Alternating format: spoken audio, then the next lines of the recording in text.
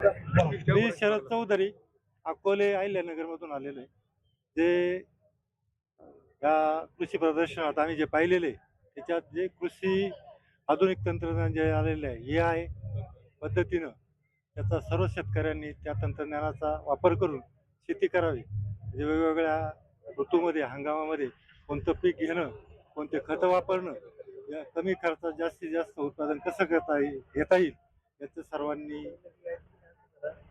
अनुकरण करावं आणि प्रयोगशील शेती करावी असं मी सर्व.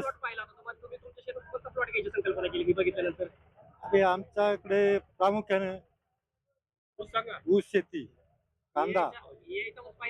हो, पाहिलं ना. आज भविष्यात आहे आमचा विचार या शेती करण्याचा. तुम्हाला काय पाहायला मिळालं आणि काय म्हणजे काय आता तुम्ही घेऊन जाणार आणि महाराष्ट्रातील शेतकऱ्यांना काय आव्हान करणार? महाराष्ट्रातील शेतकऱ्यांनी आधुनिक तंत्रज्ञानाचा वापर करून या शेतीचा प्रामुख्याने वापर करावा. जवळपास जे रेग्युलर आपण नेहमी उत्पादन जे घेतो त्याच्या दीडपट उत्पादन या शेतीनं घेता येईल बघायला मिळालं आम्हाला.